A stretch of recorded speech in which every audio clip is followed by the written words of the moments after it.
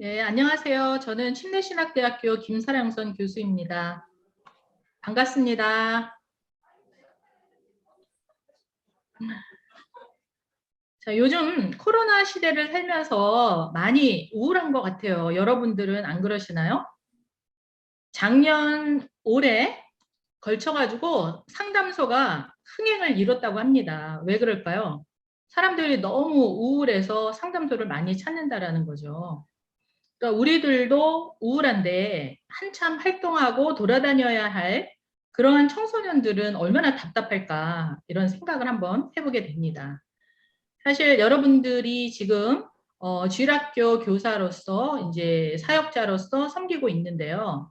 그 섬기는 대상이 어느 세대이고 그들에 대해서 얼마나 아는지 일단 한번 보도록 하겠습니다. 일단 우리가 섬기는 세대가 어느 세대인지 또 여러분은 어느 세대에 속해 있는지 한번 볼까요? 자, 자 1950년에서 64년에 태어난 분은 베이붐 세대입니다. 그래서 굉장히 이념적이죠. 그리고 아날로그 중심이에요. 컴퓨터하고 가깝지 않습니다. X세대는 1965년에서 79년 디지털 이주민이죠. 점점 전혀 몰랐던 그 디지털을 경험하게 되는 디지털 이주민 시대. 80년에서 1994년은 이제 디지털 유목민, 첨단 장비를 들고 이렇게 세계를 다니면서 경험하는. 자, 우리가 접해야 되고 우리가 교육해야 되는 그 세대는 1995년 이후 Z세대입니다. 옛날에 S세대가 나왔을 때 참 많이 이런 차별감을 느꼈는데 지금은 Y를 넘어 Z까지 나왔습니다. 이들은 디지털 네이티브입니다. 타고나서부터 그냥 디지털하고 접한 거죠. 우리는 태어나니까 한국이라서 한국말을 접하는 게 너무 쉽고 한국말을 너무 잘하는 것처럼 얘네들은 태어나니까 디지털이 있기 때문에 이 디지털이 너무너무 익숙한 거예요. 이 시대를 살고 있는 이들을 뭐 베이붐 시대 선생님이 가르칠 수도 있고 X세대 선생님이 가르칠 수도 있고 밀레니얼 세대 선생님이 가르칠 수도 있는데 우리가 제 세대를 이해하지 않고는 올바른 교육을 할 수가 없겠죠. 지피지기면 백전백승이라고 했습니다. 자, 여러분이 얼마나 많은 제 세대를 이해하는지 이 용어에 대해서 아시는 분 대답해 주세요.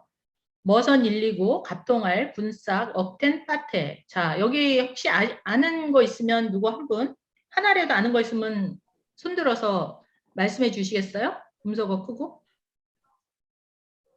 머선 129, 갑동알, 군싹, 억텐, 파테. 한 분도 없으신가요? 설마? 한 분도 없으세요? 조금 놀랍긴 한데 저도 뭐 사실은 이거 접하기 전에는 저도 몰랐던 이야기인 것 같아요. 그래서 정말 언어가 달라요, 우리랑. 한번 볼게요. 머선 129는 머선이 무슨 일이야, 일리야, 무슨 일이고 뭐 이거고요. 갑통알은 갑자기 통장본이 알바해야겠다. 군싹, 군침이 싹 도네. 억텐, 억지 텐션, 따태, 빠른 태세 전환. 얘들이 이런 식으로 언어를 하고 있는데 우리는 외계 언어 같아. 영어보다 더 어려워. 어떤 번에서. 영어는 단어나 알지요. 찾아보면. 얘네 말은 도대체 모르겠는 거예요.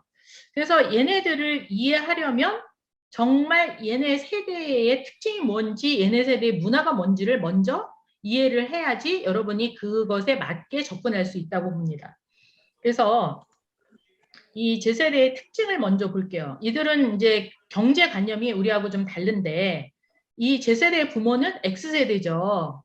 X세대는 IMF 위기로 너무너무 경제적으로 어려운 시기이기 때문에 이 Z세대 자녀들을 합리적으로 소비할 수 있도록 가르쳤어요. 그래서 합리적인 소비를 하는 세대고 재미 세대예요. 그래서 이들은 유튜브 크리에이터의 영향이 커요. 유튜브 크리에이터가 뭐냐면은 유튜브를 만드는 사람, 유튜버라고도 하죠. 근데 너무 놀라운 건요. 제가 학교에서 우리 학생들 이렇게 상담 심리학과인데 저는 상담을 해보면 학생들 중에 졸업하고 상담 심리 쪽으로 가겠다는 학생들도 있지만 더러는 유튜버가 되겠다라는 아이들이 있어요. 굉장히 많아요. 그래서 저는 깜짝 놀랐어요. 이게 우리하고 이제 세대 차이가 되는 거죠. 그리고 이들은 유튜버의 이름을 10명 이상을 기억하고 그 10명, 10군데 이상을 집중해서 이제 본다라는 얘기예요. 그래서 제 세대는 이제 영어로 G세대라고 하죠. 세대 유튜브 이용자는 86%. 그래서 유튜브는 재미 그 이상이고 학습과 삶의 일부라고 봐야 돼요. 또 이들은 어려서부터 영상을 접한 시대이기 때문에 굉장히 감각자예요. 감각적이에요. 그래서 시각 처리와 시각 인식을 관장하는 후두엽이 더 발달하고 감각적이기 때문에 이들은 디자인과 포장이 아주 중요해요. 그래서 물건이 아무리 좋아도 포장이 예쁘지 않으면 사지 않는 그런 시대라는 거죠. 자, 그 다음에 영상사고. 자, 기성세대는 우리는 문서를 통해서 봐야지. 저도 이렇게 프린트를 해갖고 글자로 읽어야지 훨씬 편하거든요. 그 밀레니얼 시대는 이미지 영향이 크다면 이 G세대는 영상의 영향이 너무 큰 거예요. 그래서 다채로운 영상, 현혹하는 블로그를 선호하고 통화도 영상 통화를 하죠. 이런 아이들을 우리가 접근하려면 주일학교에서도 영상으로 접근을 하는 것이 사실은 어떤 부분에서 맞을 수도 있는 거죠. 개성이 강해요. 그래서 얘들은 자신의 개성을 드러내는 데 투자를 해요. 그래서 명품보다는 맞춤한 독특한 상품에 지갑을 여는 거죠. 그리고 미래지향적이에요. 그래서 미래에 방점을 둔다. 미래를 준비해야 된다고 생각하기 때문에 얘들은 자신의 미래는 자신이 책임져야 한다는 것을 알고 준비하는 세대예요. 이거는 참 좋은 것 같아요. 그래서 이 Z세대의 영향을 우리가 어떠한 특징을 가지고 있는지 이야기를 했습니다. 그리고 Z세대의 우리가 청소년 문화를 이해를 해보면 얘네들은 터치 중심으로 놀이 문화를 하죠. 게임기도 막 터치하면서 하죠. 요즘은 컴퓨터도 이 터치해가지고 하는 것들이 나오죠. 그 다음에 스마트폰 맨날 가지고 터치하죠. 이러니까 터치 문화를 중심의 놀이를 하기 때문에 얘네들은 이제 디지털 원주민이라고 밖에 할 수가 없죠. 그리고 또 터치하면서 게임하면서 여러 작업을 하고 또 친구들과 상호작용 및 소통 수단도 이 스마트폰을 통해서 하죠. 그러니까 스마트폰은 왜요? 즉시적으로 유용하고 또 자신의 욕구와 정서를 충족시켜 주기 때문에 스마트폰을 할 수밖에 없다라는 거죠. 그러니까 제가 왜 Z세대의 특징들을 여러분에게 쭉 설명을 했냐면 지금 오늘 주제가 얘네들의 스마트폰 중독하고 우울에 대한 주제를 저에게 강의를 준비해달라고 했기 때문에 얘들이 왜 스마트폰 중독을 할 수밖에 없는지 이 부분에 대해서 제가 설명하기 위해서 앞에 것들을 설명한 겁니다. 자, 자녀와 부모 세대 스마트폰에 대한 차이. 여러분 부모 세대에서 스마트폰을 어떻게 사용하시나요? 필요에 따라서 선택 사용하죠. 그래서 주기능이 주로 나이 드신 분들은 뭐예요? 통화라든가 아니면 문자라든가 카톡 정도 아니면 뭐 다음을 통해 갖고 뭐 정보 검색 이 정도로 스마트폰을 사용하는데 이제 솔직히 말씀드려서 사람이 스마트하지 않아서 이 기능을 다 사용 못해요. 스마트폰은 스마트한데. 그래서 애들은 이 스마트폰을 가지고 모든 걸 다 할 수 있다라는 거죠. 모바일, 디지털 네이티브이기 때문에 SNS, 뭐 스마트폰이 훨씬 더 편하고 익숙한 세대다라고 이야기할 수 있다라는 거죠. 자, 그러면 얘네들이 여기 조그맣게 이제 나와 있는 걸 다시 한번 보도록 할게요.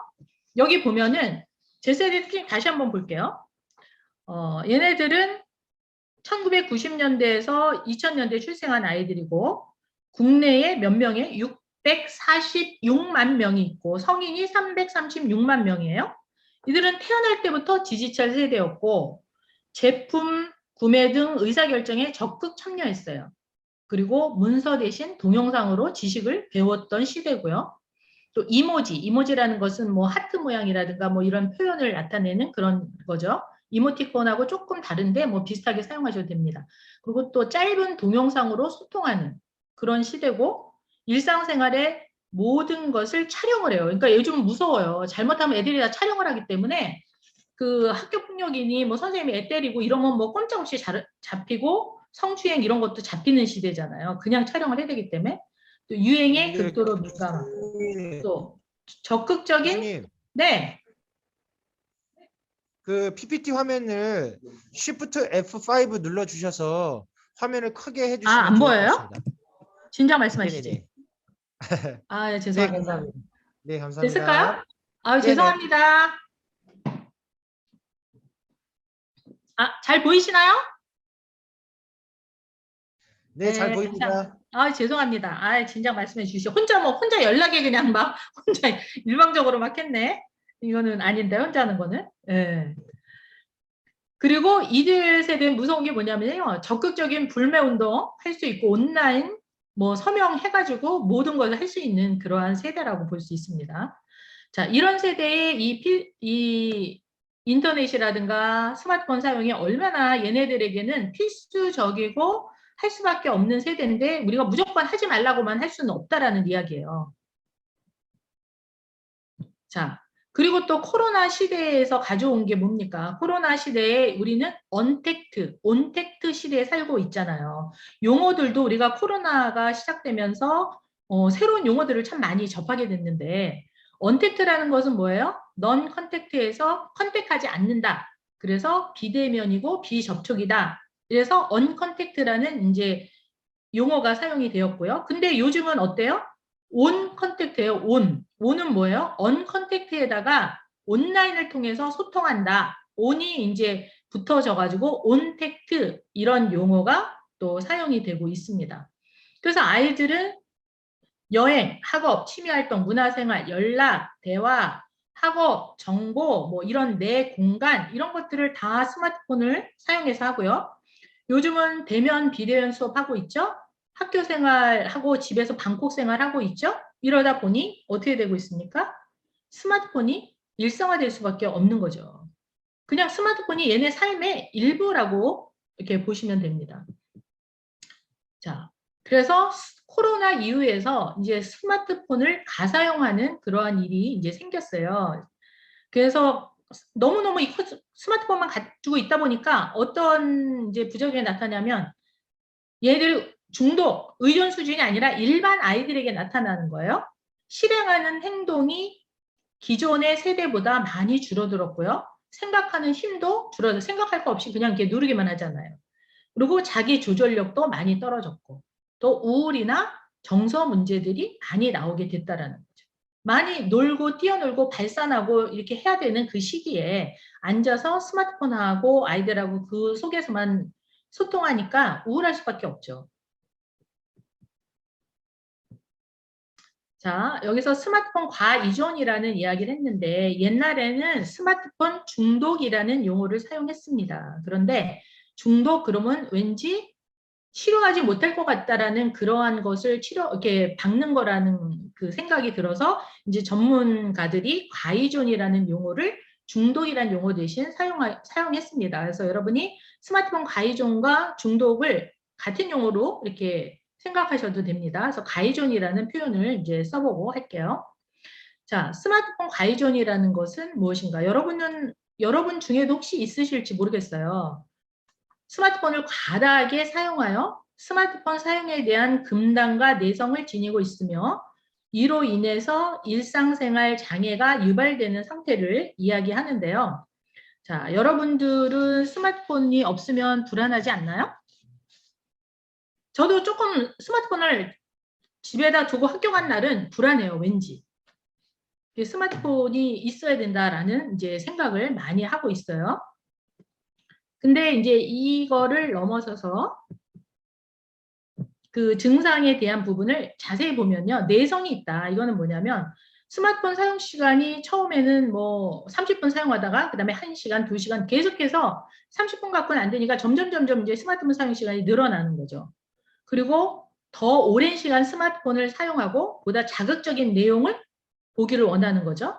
또 특별한 목적이 없는데도 그냥 스마트폰을 가지고 장기간 사용하는 거예요.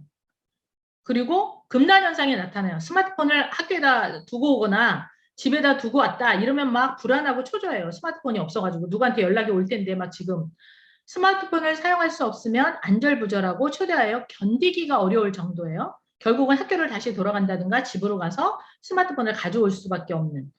또 스마트폰이 없으면 일도 잘 집중이 안 되고 공부도 집중이 잘 안 되는 이제 그러한 상황인 거죠. 자, 일상생활에도 장애가 옵니다. 과도한 스마트폰 사용으로 가정이나 학교 등에서 문제가 발생하게 되고요. 또 학교 성적이 당연히 떨어질 수밖에 없겠죠. 또 스마트폰을 자주 또는 오래 한다고 가족이나 친구, 주변 사람들로부터 지적을 받는 일이 많아져요. 그러니까 막 잔소리하고 이렇게 되니까 이제 부모하고의 관계가 손상되기 시작하는 거죠. 근데 어느 부모가 맨날 스마트폰 하고 있고 뭐 이렇게 컴퓨터 하고 있고 이러면 좋아할 부모는 없어요. 그러니까 제발 그만하라고 잔소리를 하게 되고 아이들은 스트레스를 받고 문 닫아놓고 더 화가 나니까 더 하게 되고 이렇게 되는 거고 또 애 화를 돋굴수록 아이들은 뭐를 할까요? 아빠나 엄마한테 화를 못 내니까 폭력 게임에 가서 막 죽여 너 죽어 일로 가 절로 가 막 이렇게 죽이고 살리고 막 이런 이제 게임을 하면서 자기의 스트레스를 해소할 수밖에 없는 거죠. 또 가상세계를 지향하는 거죠. 직접 현실에서 만나서 관계를 맺어야 되는데 지금은 뭐 못하잖아요. 그러니까 더 뭐 이게 좋죠. 그러니까 스마트폰을 활용해서 사람들을 관계를 맺다 보니 이게 더 편한 거예요. 또 스마트폰을 사용하지 못하면 온 세상을 잃을 것 같다는 생각이 드는 거예요. 그래서 가족이나 친구들과 함께 있는 것보다 스마트폰을 사용하는 것이 더 즐거운 거예요. 그래서 여러분들도 봤는지 모르겠는데 요즘은요 카페 같은 데 가면요 젊은이들이 데이트를 하면은 서로 마주보고 얘기하고 웃고 해야 되는데 앉아가지고 또 스마트폰을 하고 있어요. 각자. 그리고 식구들 한번 모여서 점심을이나 저녁을 같이 한번 가족끼리 모여보세요. 한두 마디 하고 다 애들이 스마트폰 하고 있지 않는가요? 스마트폰 없이 밥을 먹으며 가족 대화를 하는 가정은 정말 행복하고 이상적인 가정인 것 같아요. 근데 요즘은 우리 애들도 와서 밥을 먹으면 그냥 스마트폰을 아주 끼고서 이렇게 하는 것 같아요. 그만큼 스마트폰이 나의 중심의 일부가 되어졌다. 이거 없이는 이제 살아가기가 어렵다라고 느끼는 그러한 세상이 됐다라는 거예요. 자, 그러면 이제 스마트폰을 얘들이 뭐를 하냐 이거 가지고 정보 검색을 하는 거예요. 자기의 필요한 것보다도 그냥 정보 수집 자체가 그냥 집착해갖고 재밌어갖고 계속 강박적으로 뭘 찾아야 돼. 자료를 계속 찾고 있는 거예요. 그 다음에 이제 모바일 메신저를 통한 인간관계에 몰두하는 거예요. 그래서 실제 인간관계가 이제 어려워지는 그런 경우가 있죠. 또 SNS를 가입 전 개인 홈페이지를 만들고 인터넷 동호회 등을 운영하고 뭐 소셜 네트워크 서비스를 해가지고 시간을 막 과도하게 그런데 활용을 하고요. 또 앱 과이전, 앱 피로 증후군, 스마트폰에서 모바일 앱을 끊임없이 내려받겨요. 계속 이것도 좋고 저것도 좋고 내려받기에 빠지는 그런 경우가 있고요. 그 다음에 스마트 기기를 통해서 게임을 가다 사용해요. 그래서 게임 가이존이 나타나기도 하고 또 제일 위험한 게 이거죠. 성인용 콘텐츠 가이존. 그래서 섹스나 프로르노 등의 내용물을 담고 있는 모바일 콘텐츠를 갖다가 어떻게 한번 들어가기 시작했어요. 친구들한테 영향을 받았어요. 그러면 이제 그거를 안 들어가면 안 돼. 강박적으로 막 계속 드나들면서 음란 채팅하고 음란물을 공유하고 야동 보고 야설하고 이런 식의 이제 아이들이 무방비 상태에 이게 들어가 있다라는 거죠. 이게 스마트폰 하나 가지고 다 할 수 있는 거잖아요. 예배도 드릴 수 있잖아요. 유튜브. 스마트폰 가지고 유튜브를 통해서 예배도 드리잖아요. 모든 일상이 여기서 해결되어질 수 있는 그러한 이제 공간이 되었다라는 거예요. 자, 그 다음에 이게 왜 안 넘어가지? 네. 오케이. 자, 그러면 우리가 이거를 안 할 수는 없고 또 하게 되면 나타나는 부작용은 뭘까? 스마트폰을 하게 되면은 부작용이 뭘까? 신체 정신적인 부작용을 유발한다라고 되어 있어요. 첫 번째는 집중력이 안 떨어져요. 스마트폰을 계속 하다 보면. 공부하다가 10분마다 스마트폰을 만지작거리고 혹시나 해서 SNS를 확인해서 집중력이 저하가 되죠.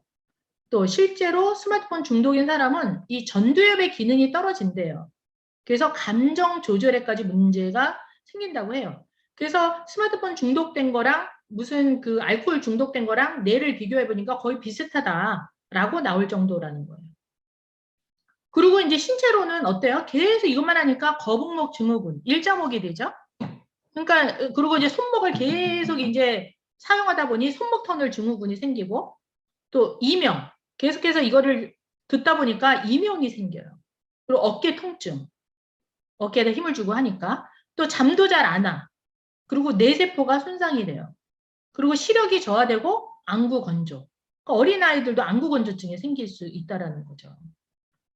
자, 그리고 정상적인 청소년이라면 뇌에서 어떤 생각을 하냐면 핸드폰, 용돈, 그 다음에 게임, 뭐 하지? 뭘 생각하지? 공부. 그래도 공부에 대한 생각이 있죠. 카톡, 컴퓨터 뭐 이런 생각들이 그냥 평범한 아이들의 뇌예요.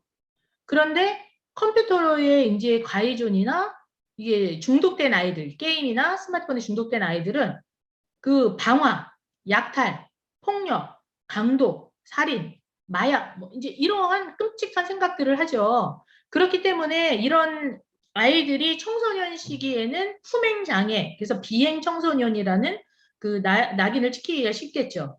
그래서 집에서도 얘가 지지그룹이 안 되고 아이를 품어주지 않고 교회에서도 품어주지 않으면 이 아이는 나가서 애들하고 싸우고 풀 수밖에 없어요. 그래서 비행 청소년이 될 수밖에 없어요. 자기를 이해하는 그런 친구들과 같이 놀 수밖에 없어요. 근데 엄마들은 우리 애는 너무나 멀쩡한데 얘가 나쁜 친구를 사귀어서 그렇다라고 생각을 하는데 그게 아닌 거죠. 얘도 그쪽 엄마 입장에서 보면 나쁜 친구인 거죠. 내가 그게 맞아서 사귀는 거지 친구들이 꼬셔서 하는 건 아니라는 거예요. 그러니까 집에서 수용적이고 그 아이가 그거를 풀 수 있도록 보듬어주는 역할을 해야 되는데 우리는 더 야단을 치잖아요. 걔를 잘 잡기 위해서. 근데 이제 그렇게 되면 악순환이 되는 거죠.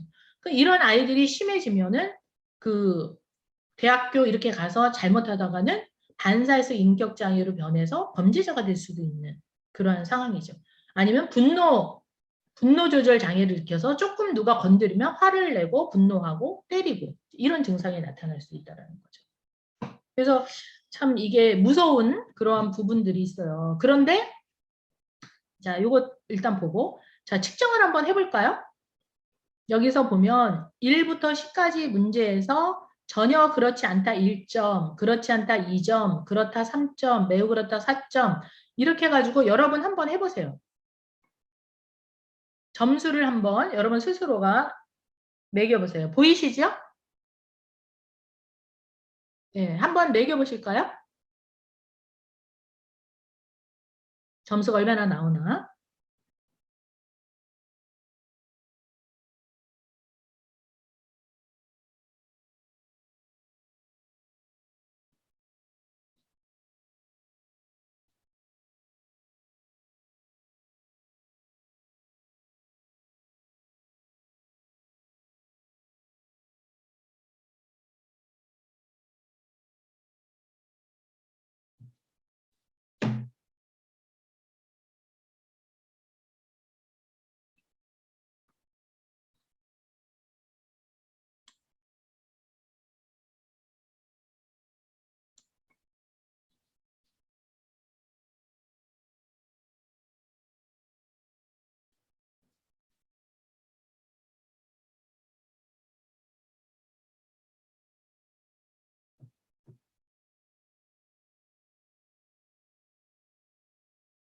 자, 아직 못하셨죠?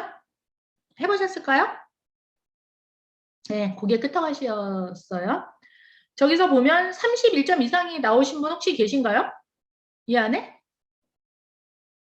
없으실 거라고 믿고 고위험군 23에서 30점 잠재적 위험군 23점 미만은 일반 사용자 그러니까 뭐 일반 사용자도 있죠. 그래서 이제 이렇게 되고요. 스마트폰 가해정 증상은 뭐예요? 이용 시간 지키는 것이 어려워요. 그러니까는 뭐 1시간이면 1시간, 2시간 하고 말아야 되는데 그게 안 되고 계속해서 하는 거. 그리고 다른 일에 집중하기가 어렵고 이걸 하다 보니 학업 수행이 어려운 거죠. 당연히. 그리고 가족하고 다투게 되고 건강에도 문제가 생긴다라는 거예요. 이걸 계속해서 하다 보면. 그래서 안 좋은 부분이 분명히 있다라는 거죠. 좋은 부분만 있으면 우리가 이제 시켜야 되는데. 자, 그런데 이 코로나 장기화로 증가하다 보니 이게 스마트폰 가해존이 모든 연령층에 나타나는데 제일 많이 나타나는 게 어느 연령이에요? 청소년이라는 거죠. 30.8%. 아동도 장난 아니에요. 23.6%예요. 성인 60대 뭐 이들은 이제 보는 게 뭐 그렇게 흔하지 않으니까 성인도 그렇고 이 청소년도 엄청 많은 거죠. 30.8%면. 그러니까 여러분들이 지금 가르치고 여러분들이 이제 주일학교를 통해서 해야 되는 그 대상들이 과이종군이다. 그래서 전 연령 중 청소년이 가해전에 가장 취약하다라고 볼 수 있는 거죠. 자, 그 다음에 자, 스마트폰 이용률 증가하는데 얘네들이 왜 스마트폰이 이용하냐면은 모바일 게임 이용률이 증가하기 때문이에요. 왜 스마트폰을 게임을 하면 재밌잖아. 시간 가는 줄 모르고. 그래서 이게 증가하는 거예요. 스마트폰을 하는 것이. 여러분도 뭐 게임 같은 거 한번 해보셨나요? 한번 빠지면은 시간 가는 줄 모르고 거기에 이제 들어가잖아요.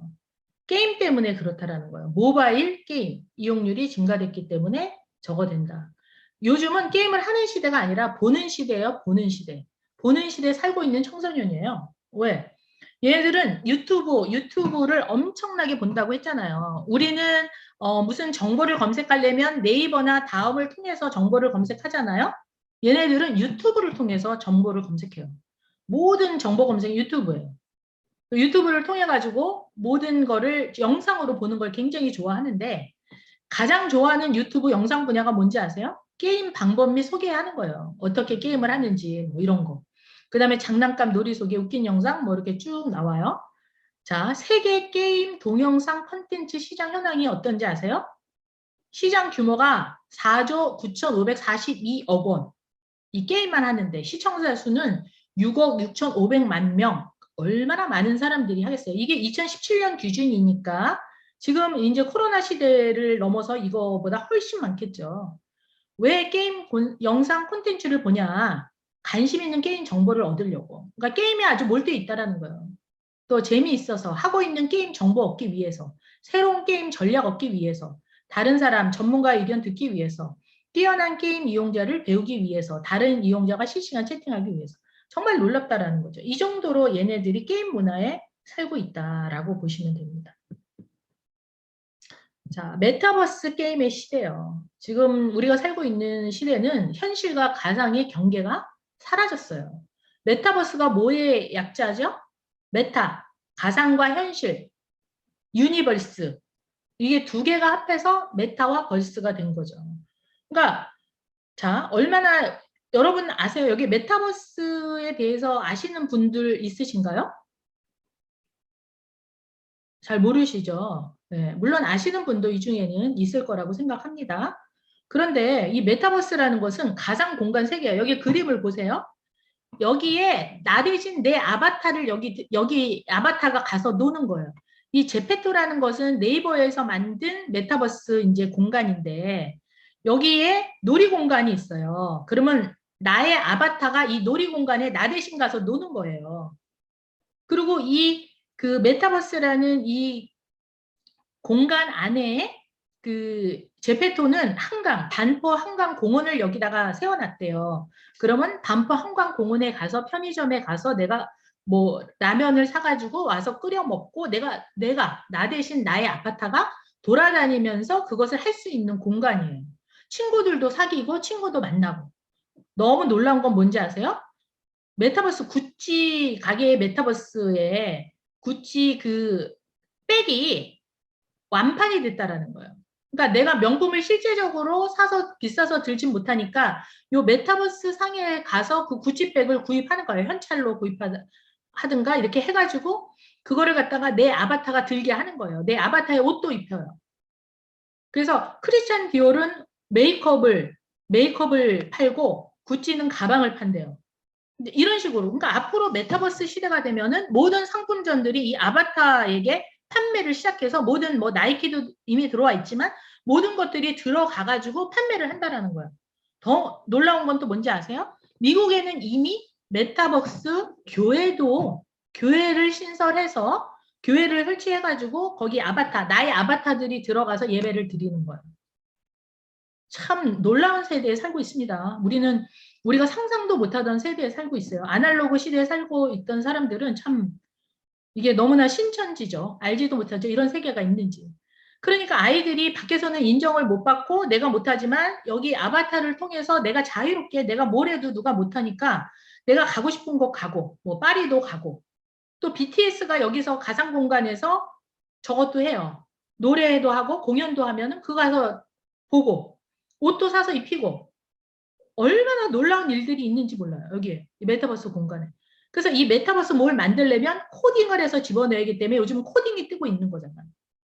우리는 너무나 지금 우리 세대하고는 다른 세대를 얘네들이 살고 있다라는 이야기예요.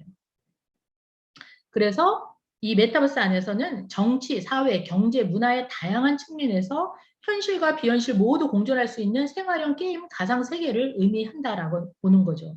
그러니까 나의 아바타가 나 대신 여기 들어가서 여기도 가고 저기도 가고 같이 대화도 하고 친구도 사귀고 뭐든지 할 수 있다라는 거예요. 지금 이런 세계에 살고 있습니다, 아이들이.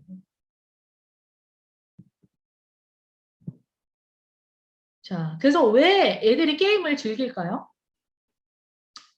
그 사춘기 시대가 되면 정체감에 대한 것이 굉장히 큰 이슈가 됩니다. 이거는 이제 시대를 막론하고, 그러니까 정체감이라는 뭘까요? 나는 누구고 내가 무엇을 하면서 앞으로 살아갈 것인가 라는 이제 정체감. 그래서 굉장히 밝은 사람도 사춘기 시절은 여러분들 중에 한 번씩은 산다는 게 뭔지, 왜 사나 이런 걸 한 번은 생각 다 해보신 것 같아요. 청소년기에. 그리고 참 청소년 문제가 많은 이유가 과거 이조 시대나 이런 때는 청소년 문제가 없었어요. 왜 그럴까요? 그들은 아동에서 바로 성인이 돼버렸어요. 바로 장가갔어요. 근데 우리는 성장은 과거보다 훨씬 더 빠른데 이 공부와 이 청소년기를 너무나 오랫동안 묶어놓는 거죠. 그러다 보니까 얘네들은 내가 아이도 아닌 것이 어른도 아닌 것이 나는 뭐지? 내가 그럼 어떻게 살아가야지? 자기가 생각은 어린이 된 것 같아요. 이제 인지적인 사고가 어른처럼 됐는데 세상은 나를 어른 취급 안 해주고 애 취급하고 나는 뭐지? 그리고 나는 앞으로 무엇을 하고 살아가지? 어떤 존재가 되어가지? 이제 이런 부분에 대한 그 혼란이 굉장히 많은데 이거를 생각하기 싫으니까 그냥 게임을 할 수 있다라는 거죠. 그리고 집에 가면 엄마하고는 말이 안 통해. 지금 어느 세대인데 게임을 하지 말라 그래. 그럼 나는 왕따 당하라는 거야? 말이 안 돼. 안 통해. 그리고 부부간에 이제 뭐 엄마 아버지가 사이가 안 좋다라든가 뭐 아버지하고 내가 사이가 안 좋다든가 이런 갈등 이런 것 때문에 이제 얘가 어디다 마음 붙일 데가 없으니까 게임을 할 수밖에 없는 거죠. 또 또래 관계의 중요성. 그 청소년 시기에는 피어 프레셔라는 게 있어요. 또래 악력. 그래서 친구 따라 강남 간다라는 시기가 이 청소년 시대잖아요. 그래서 친구가 은장도 차고 나오면 나는 집에 가서 시카리에도 차고 나와야 돼. 그래야 같이 놀 수가 있어. 걔가 하는 거 같이 같은 칼을 차야지. 그런 식으로 또래 압력이 굉장히 중요하죠. 남들이 깻잎머리 하면 나 깻잎머리 해야지 배추머리 하면 같이 못 놀아요. 그러니까 또래 관계에서 똑같이 같이 해야 되는 이러한 동질성 문화가 이 청소년 시기에는 너무나 발달하기 때문에 가상세계에서 만나자 해가지고 다 만나는데 자기만 못 가면 그 메타버스에 못 들어가고 게임을 해서 맨날 노는데 게임에서 하면은 대화도 안 되고 같이 놀 수가 없어요. 왕따를 당할 수밖에 없어요.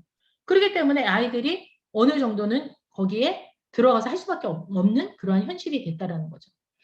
또 우리나라가 얼마나 이 진로 학업 스트레스가 많습니까, 솔직히.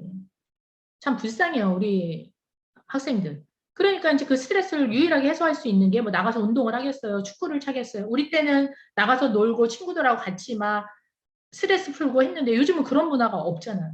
그러니까 이제 그걸 통해서 하는 거죠. 게임은 청소년기 다양한 요소의 스트레스를 해소하고 심리적 욕구와 감정을 자유롭게 표현하는 청소년들의 선호 공간이다. 이렇게 되는 거죠.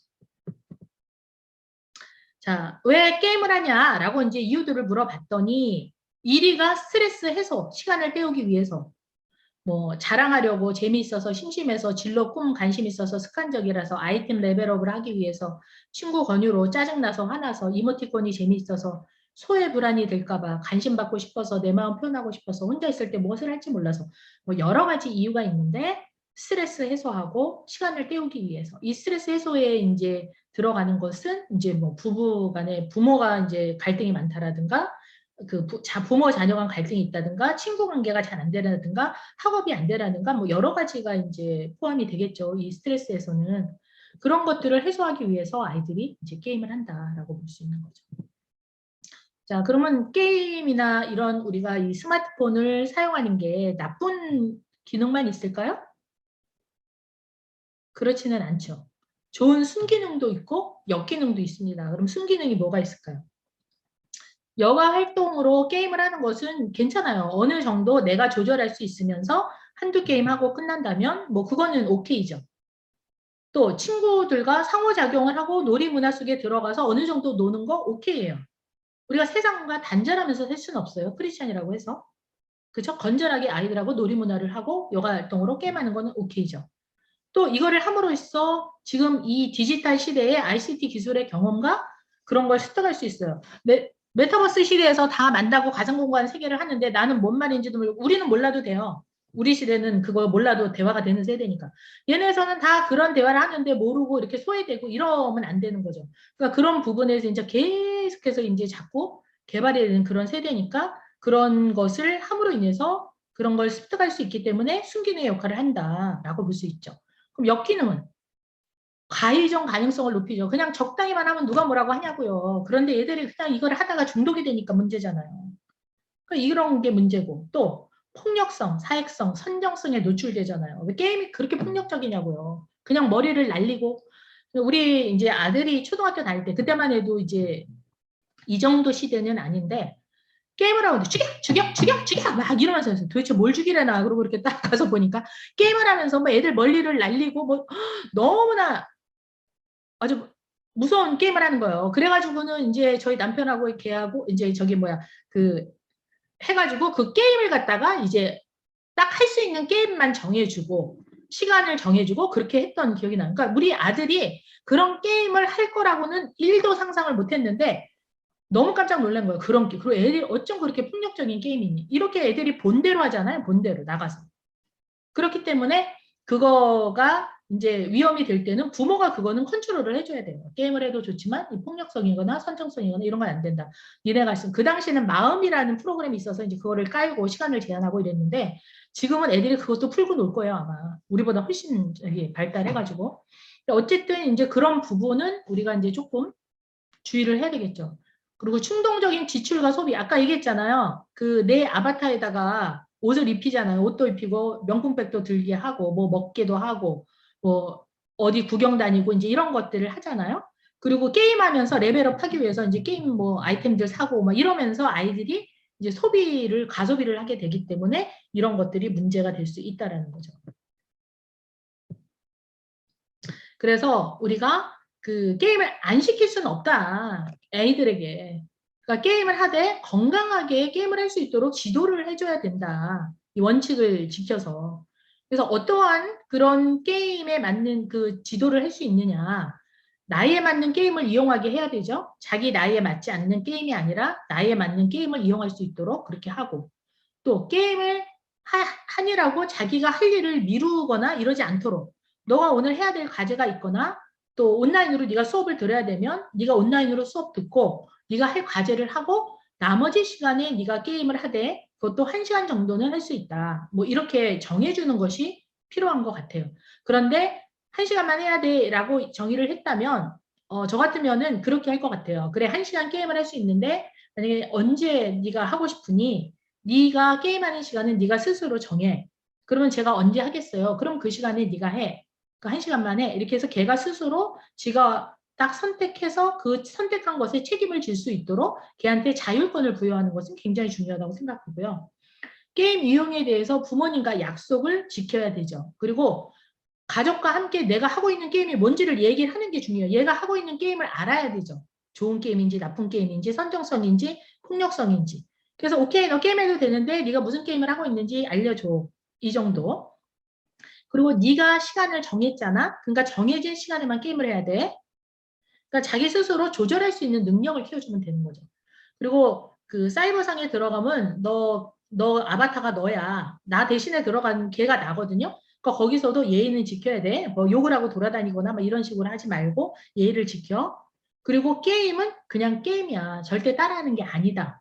라는 이러한 어떠한 지침 속에서 약속을 한 다음에 그 자녀에게 이제 게임을 할 수 있도록 해주는 것이 필요한 것 같아요. 안 돼. 무조건 안 돼. 뭐 사탄의 짓이야. 그건 사탄의 행동이야. 교회 다니는 사람 게임하면 안 돼. 하나님이 기뻐하시지 않아. 너 요즘 기도 안 하더니 말씀 안 보더니 이렇게 해봤자 잔소리고 전혀 말이 안 통한다라는 거죠. 라떼는 말이야. 그 게임 없어도 잘 살았는데 말이야. 이 꼰대 소리밖에 안 듣는다는 거죠. 지금 여러분에게 야 라떼는 손빨래 해도 너무너무 잘했어. 무슨 왜 그렇게 지금 세탁기로 돌리니? 말도 안 되죠. 우리한테 안 들어오죠. 씨알도 안 맥히죠. 건조기를 사용해서 너무나 건조기가 좋은 걸 아는 사람한테 야 그거를 왜 건조기에다 돌려 옷상하게 햇빛에다 쨍쨍 말려서 소독해야지 안 들어가거든요. 마찬가지로 게임을 너무너무 얘네들이 익숙하고 게임의 중요성과 좋은 걸 아는 아이들한테 무조건 안 된다. 나의 상황과 나의 세대의 적인 세상으로 하면 안 되고 할 수밖에 없는 상황이 있다면 그것을 어떻게 잘 지혜롭게 할 수 있는지 그 부분에 대해서 자녀하고 소통하고 그렇게 해가지고 규칙을 정해주는 것이 필요하다라고 보는 거죠. 자, 그리고 게임, 이 스마트폰 이 사용 규칙을 위해서 지켜야 될 것이 이제 있어요. 가족이 스마트폰 규칙을 만들기 위해서 고려해야 할 부분이 뭐냐. 부모가 교육을 할 때 일관성 있게 해야 돼. 일관성 있게. 어느 때는 해도 되고 어느 때는 안 되고 이게 안 돼. 딱 정하면 일관성 있게 하고 내가 실천할 수 있는, 부모가 실천할 수 있는 것만 자녀하고 약속을 해야 돼요. 그리고 자녀를 공감해줘야 돼. 그래, 너 나이 때는 얼마나 게임이 하고 싶겠니? 남들 다 하는데. 아유, 게임 안 하면 안 되냐? 이렇게 하지 말고 게임 얼마나 하겠니? 하고 싶겠니? 다 이해해. 그런데 이러이러한 부분들이 안 좋으니까 내가 그렇게 너한테 하는 거야. 이제 이런 부분들. 그리고 가족 간에 소통하는 것이 굉장히 중요해요. 가족이 지지그룹이 되고 가족에서 사랑을 충분히 받고 가족 간에 소통이 되는 아이들은 청소년 문제 없습니다. 여러분 청소년에 문제 있는 아이들 100% 이제 그런 거는 아니지만 그런 아이들을 상담해 보면은 사실은 부모 상담을 먼저 해야 되는 경우가 참 많아요.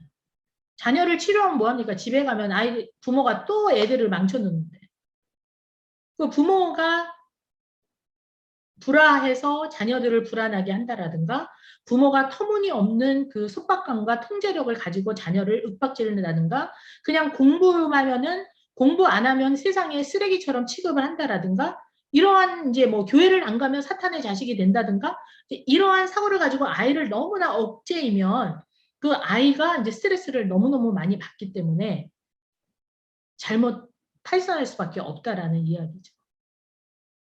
그래서 이 청소년 자녀 문제를 이렇게 상담하다 보면 거의 부모 상담이 같이 이루어져야 되는데 그런 부모들 중에서 많은 부모가 아, 내가 무슨 문제가 있냐. 저 사람 이상하다. 이렇게 상담대 이상하다. 이렇게 이야기하는 경우가 많은데 그렇기 때문에 치유가 안 되는 거예요. 그래도 거기서 가능성이 있는 부모는 와서 이야기를 들어보고 자기가 상담을 받아야 된다라고 그거를 느끼면 그 부모는 건강한 부모라고 볼 수 있는 거죠. 자, 게임 스마트폰을 사용을 하지 말아야 하는 시간과 장소를 정해주는 게 필요해요. 어디서 네가 게임을 할지 스마트폰을 할지 해야 돼. 그리고 멈춰야 할 때 스스로 멈출 수 있는 통제력을 길러주면 큰 문제가 없어요. 얘가 통제력 상실하는 게 이제 중독으로 가는 거잖아요. 게임과 스마트폰의 해로운 점에 대해서 가족 모두 혹은 교학교 교사, 학생들의 의견을 나누고 자기 스스로 판단할 수 있도록 도와주는 것이 필요하다라고 볼 수 있는 거죠. 자, 그 다음. 자, 가해종을 이제 예방하기 위해서는 우리가 어떻게 해야 되느냐? 이 욕구와 감정 관리를 해줘야 되는 거예요. 인간에게는 욕구가 있습니다. 그 욕구 때문에 하잖아요. 아까 그 컴퓨터를, 스마트폰을 하는 이유 중에 하나가 욕구와 감정, 정서적 해소를 위해서라고 이야기를 했죠. 그러니까 얘네들의 욕구와 감정을 채워준다면 얘들이 그 스마트폰에 빠지는 중독까지 가지 않게 된다라는 이야기죠. 자, 왜 게임을 조절하지 못하냐? 조절하면 괜찮아요. 근데 조절하지 못해서 문제죠. 욕구 때문에 그래요. 자율성의 욕구와 인간에게는 심리욕구가 있고 심리욕구에 대해서 많은 사람들이 이러이러한 인간에게 심리욕구가 있다라고 주장을 했는데 기본 심리욕구에 의하면 인간에게 얘네들 또래의 기본 심리욕구는 자율성 욕구와 관계성 욕구와 유능적인 욕구가 있다라는 거예요. 그러니까 자율성 욕구는 내가 스스로 뭔가를 하고 싶다, 할 수 있다라는 것에 대한 욕구라고 할 수가 있겠죠. 그러니까 스스로 행동하고 결정하고 싶은 욕구인데 얘네들이 스스로 행동하고 결정하나요? 아니잖아요. 학교 원해서 가는 거 아니고 가해 원해서 하는 거 아니고 내가 수업 원해서 듣는 거 아니고 뭐 부모가 하라니까 뭐 가라니까 교회도 자율적으로 가야 되는데 억지로 가고 뭐든지 자율성 욕구가 채워지지 않아요. 그런데 인터넷 안에서는 내 맘대로야. 내 아바타는 내 맘대로. 그러니까 거기선 자율적으로 놀 수 있고 내 맘대로 할 수 있기 때문에 욕구 충족이 된다라는 거죠. 또 친밀한 관계를 형성하고 싶은 관계성 욕구가 있어요. 그러니까 친구들도 함께 하니까 나도 거기 가서 함께하고 친해질 수 있고 거기서 관계를 맺는 거예요. 일반 친구 관계가 안 되니까 가상현실에서라도 친구 관계를 맺을 수밖에 없어요. 그러니 집안에서 부모하고의 관계가 좋다라든가 가족끼리 잘 소통을 한다거나 가족들이 화목하거나 가족 화목 활동들을 하거나 가족이 놀러 가는 그러한 일들이 최소 뭐 한 달에 한 번이라도 좋은 시간을 보낸다라든가 가족이 지지그룹의 역할을 하면은 이 관계성 욕구가 어느 정도 충족이 될 수 있겠죠. 물론 그래도 청소년은 친구에 대한 욕구가 있어요. 그래서 친구에 대한 욕구도 이제 채워줄 필요가 있고 그다음에 유능성 욕구가 있는데 얼마나 인정받고 싶어요, 이 아이들이. 그런데 인정을 못 받잖아요. 공부 못하면 우리나라는 공부 잘하면 모든 게 용서가 되는 나라잖아요. 그러니까 얘가 그 게임을 하다 보니 내가 게임은 그래도 공부는 못해도 게임은 잘해. 그러니까 계속 레벨업을 올리고 너 대단하다 막 이런 소리 들으니까 거기서 자기의 유능성 욕구를 충족을 하는 거죠. 그 청소년 시기는 뭐가 있냐면 상상적 청중이라는 시기예요. 그 뭐 상상적 청중 뭐냐면 많은 사람들이 다 나를 보고 있다라고 상상을 하는 거예요. 그래서 초등학교까지만 해도 옷을 그지같이 입건 엄마가 입혀주건 뭐래든 상관을 안 하던 아이들이 중고등학교 가면은 자기가 골라야지 엄마가 사준 옷 절대 안 입어요. 왜? 모든 사람이 나를 보고 있기 때문에 나는 옷을 내가 원하는 거, 친구들이 비슷한 원하는 거, 또 내가 이제 그 유행하는 옷, 이거를 입어야 되는 거죠. 상상적 청중. 애들이 다 나를 보고 있기 때문에.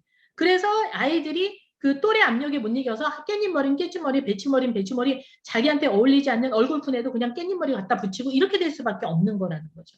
이 당시에는. 그래서 또 내가 정말 인정받고 싶고 상상적인 청중의 모든 사람을 보고 있으니까 내가 뭔가 되고 싶고 인정을 받고 싶어요. 근데 현실 속에서 안 돼. 근데 이 아바타를 옷도 입히고 아바타를 예쁘게 꾸미고 이렇게 하니까는 애들이 막 나를 좋아해. 그 유능한 것 같이 느껴져. 그러니까 이제 이렇게 될 수밖에 없다라는 거예요. 그래서 아이의 유능성 욕구를 충족시켜 주는 것이 굉장히 필요하고 첫 번째는 욕구를 충족시켜라. 그러면 두 번째는 뭐예요? 감정을 잘 관리하도록 도와줘야 되는데 청소년에게는 감정이 있잖아요. 우리에게도 감정이 있어요. 예수님도 분노하는 감정이 있으셨어요. 막 소리 지르고 막 그랬잖아요. 성전에서. 그냥 덕사이 자식들아. 지금 같으면 얼마나 뭐 큰 욕을 했을 거예요. 제 입으로 담진 못하지만. 근데 이제 해가 지도록 분을 품지 말라 그래서 그 분을 갖다가 그 하루하루 해소하면 되는데 우리는 화내는 감정조차도 용납이 안 되잖아요. 기독교 문화에서. 그러니까 애가 그 분노가 안으로 쌓아 들어가요. 그러니까 그 분노를 어디다 가서 풀겠어요? 다 컴퓨터 하면서 이제 그 분노를 푸는 거죠. 그래서 내 감정이 뭔지도 인식도 잘 안 돼요. 그래서 자기 감정을 인식하고 언어로 표현할 수 있도록 도와주는 것이 필요하다라는 거예요. 아빠한테 화났어. 아빠한테 야단 맞았어. 된통 혼났어. 그럼 방으로 들어갔어. 그러면 이제 애가 너무너무 화가 나서 아빠 때문에 우리 아빠도 아니야. 저 아빠는 왜 저래? 아빠 정말 내가 화나. 아빠 때문에 속상해 죽겠어. 아빠 미워. 이 얘기를 해야 되는데 엄마가 그거를 수용적이고 공감해준 엄마면 야, 너 들어가서 화났니? 속상하겠구나. 그러면 엄마 나 속상해. 아빠 때문에 지금 화나. 그래, 아빠 때문에 너 속상하겠다. 이렇게 이제 해주면 애가 문제가 없는데 아빠 왜 그래? 도대체 내가 뭘 잘못해서 그러는 거야? 아빠 때문에 나 속상해 죽겠어. 이게 한마디 하면 이놈의 싸가지 없는 새끼 아빠가 너 때문에 얼마나 고생을 하는 줄 알아 지금? 아빠 마른 거 봐. 돈 벌어다 먹이느라고 지금 이렇게 고생을 하는데 어디서 어른한테 이렇게 하면 이제 애하고는 대화 단절인 거야. 더 이상 걔는 엄마한테 얘기 안 하는 거죠. 그럼 아빠한테 야단 맞아? 엄마한테 야단 맞아? 애는 갈 곳이 없어요. 어디로 가야 돼요? 그 친구들하고 가서 야 우리 아빠 때문에 나 열받아 죽겠어. 너도 그랬니? 나도 그랬어. 이러면서 서로 공감받고 받으면서 이제 거기 공간에 가서 이제 서로 마음을 푸는 거죠. 예. 아빠 때문에 속상했어? 응, 속상했어. 그 얘기를 표현할 수 있는 거야. 화나지? 화났어. 그래, 아빠가 오늘은 좀 너무 야단쳤다. 아빠 좀 오버하셨다. 그래, 아빠 너무 오버했지? 응, 오버했어. 얘 감정을 풀어낼 수 있도록 도와주는 것이 굉장히 필요하다라는 거예요. 괜찮아. 너 짜증 나도 괜찮아. 짜증 내. 화나면 화를 내. 인간인데 분노해야지. 예수님도 분노하셨어. 근데 오늘까지야. 이제 이 정도. 스마트폰으로 회피하기보다는 그 감정 그대로 놔둘 수 있도록 걔가 화가 나면 화가 난 대로 슬픔은 슬픈 대로 속상하면 속상한 대로 이렇게 할 수 있도록 그 감정 그대로 유지할 수 있도록 도와주는 것이 필요하다라는 거죠. 자, 우리가 교회에서 어떻게 여러분이 교사로서 역할을 할 수 있냐. 저는 이 스마트폰 중독에 대한 부모 교육을 시켜주는 것이 필요하다라고 생각해요. 그죠? 왜 이 스마트폰에 대해서 제가 지금 여러분들한테 얘기를 해서 여러분들이 요즘 애들이 어떤 세대에 살고 있냐? 어떤 게 지금 뗄 수가 없다? 그럼 스마트폰하고 같이 가야 되는데 그 같이 가기 위해선 아이들의 어떤 부분을 해줘야 되느냐? 이제 이런 부분들 그리고 아이들의 가상세계, 가상현실 지금 어떤 세대에 살고 있는지에 대한 것을 이게 지식적으로 조금 일깨워주는 것이 나는 필요하다고 봐요. 그래서 이런 거를 교육을 시켜주고, 그 다음에 영적 정체감. 아까 얘기했죠. 자아 정체감을 애들이 혼란 때문에 이제 온다라고 이야기를 했는데, 사실은 자아 정체감은 그 내가 누구인지 무엇을 하고 살아가야 될지 이 부분을 정체감을. 네, 임경 학생 뭐 하실 말씀 있으세요? 아니요. 네, 들어가셨네요.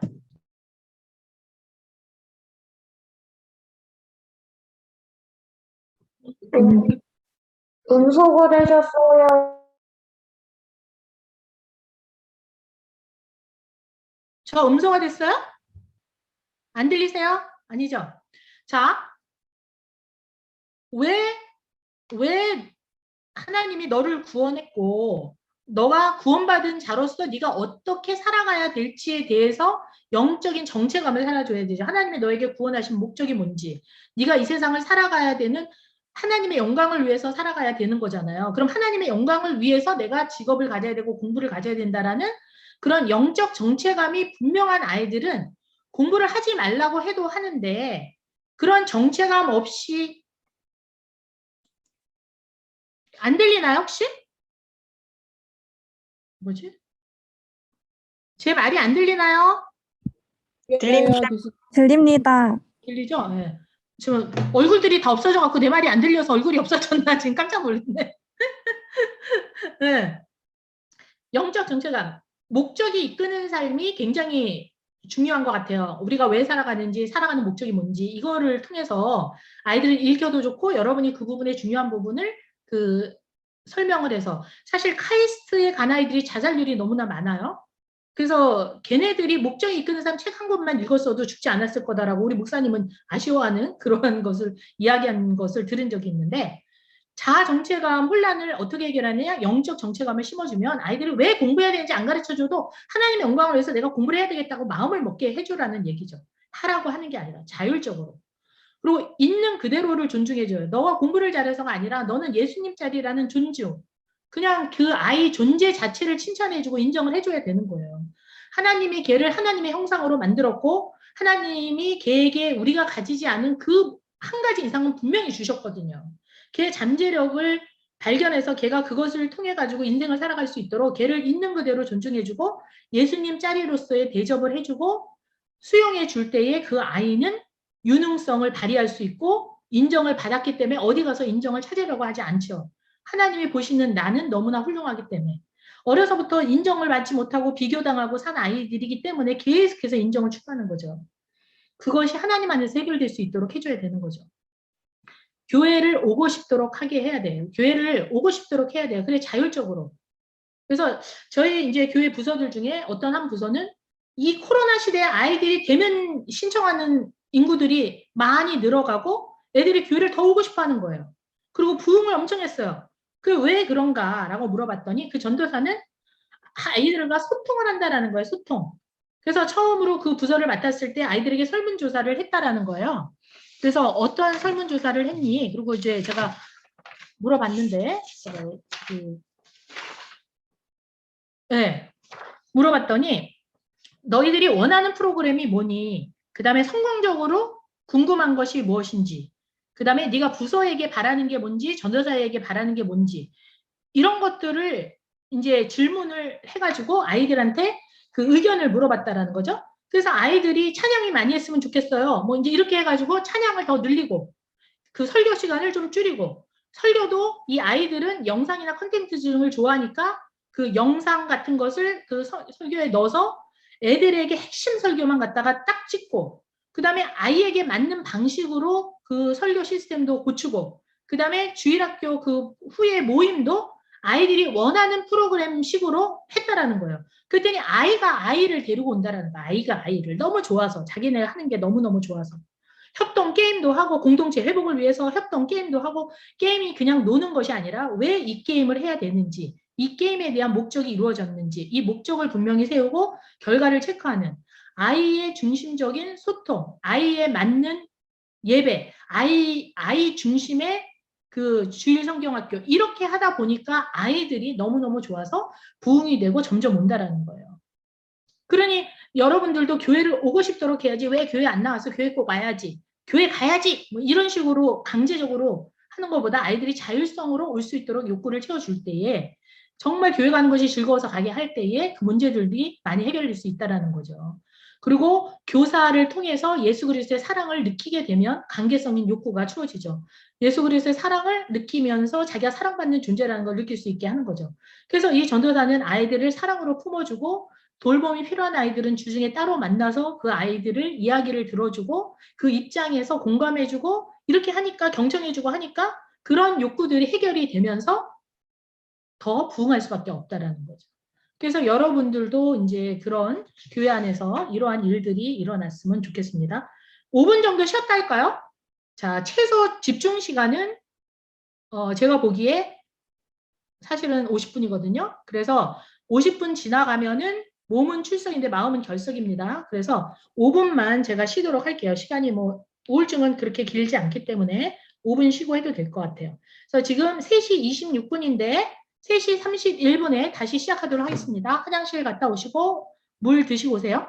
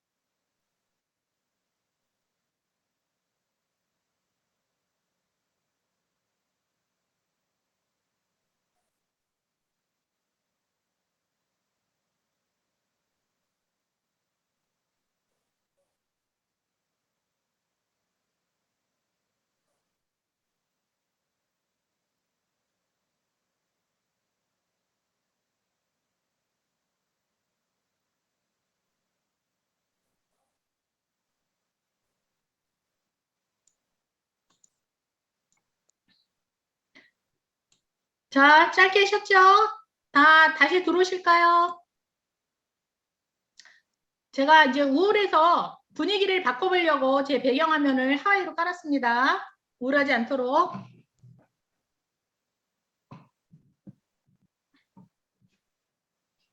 자, 이제 시작할게요.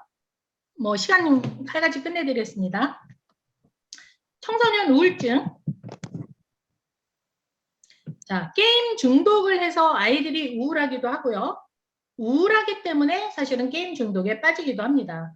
그래서 중독이라는 것은요, 우울의 다른 얼굴이다라고 이야기를 해요. 아이들이 우울하기 때문에 그걸 어디다 표출을 못하기 때문에 그런 게임으로 중독이 나타나는 그렇다라고 보죠. 자, 우울증에 대해서 한번 볼게요. 잘 안 먹히네. 네. 청소년 우울이 엄청나게 심각해요. 볼까요? 정신건강 문제 중 청소년 우울이 몇 프로예요? 34.8%로 가장 높았고, 청소년기 우울은 성인기로 이어져요. 그리고 정서 문제를 계속해서 겪을 가능성이 두네 배나 되고, 자살로 연결될 수 있기 때문에 아주 심각하다고 볼 수 있는 거예요. 그리고 머니투데이 기성 기자에 의하면 사망원인 1위가 9년째 청소년 사망원인 1위가 자살인데, 이 자살은 우울증의 증상이에요. 사실은 10명 중 3명이 우울감을 느끼고 10명 중 4명은 스마트폰 가해전 상태인 것으로 나타났다라고 이야기를 하는데, 사실은 우울이 그냥 무서운 게 왜 무섭냐면 우울의 결과가 자살이기 때문이죠. 어떻게 보면 암보다 더 무섭다고 할 수가 있습니다. 암은 알아서 치료를 하지만 우울은 소리 없이 죽어가는 병일 수도 있다는 거죠. 그래서 우울을 그냥 간과해서는 안 되죠. 그런데 일단 여기 일반 주요 우울증 진단을 한번 보도록 할게요. 자, 한번 보세요, 여러분. 여러분에게 얼마나 해당되는지. 여기에 9개 중에서 4개 이상의 증상이 적어도 일주일 이상 지속되어야 된다라고 얘기를 했어요. 자, 여러분이 우울한 부분이 있는지 한번 검사해 보시기 바랍니다.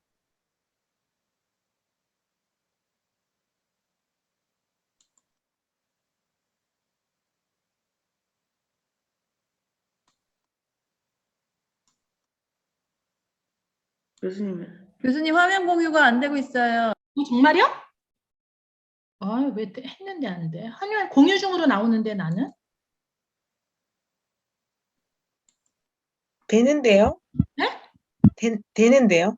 그러니까 되는데 나는 다시 한번 확대해서 이렇게 보시면 됩니다. 확대했는데요? 안 보여요? 아니 보여요. 확대 안 됐어요? PPT가 나와 있어요. 휴식 방법 PPT. 네? 아닌가? 이상하다. 휴식. 저는 잘 보이는데 잠깐만요. 잘 보입니다. 잘 보여요. 보이죠? 뭐 보여요? 우울증 진단 기준 나와요. 아, 오케이. 예, PPT 보여요. 보이죠? 네. 그러면 자, 한번 우울증 진단 한번 해보세요. 여기서 9개 중 4개 이상의 증상. 우리가 우울증이라고 진단을 받을 때는 이 진단 근거에 의해서 받거든요. 진단명을 그냥 내리면 안 되고 여기 진단에 의해서 4개 이상의 증상이 일주일 이상 지속하는 거.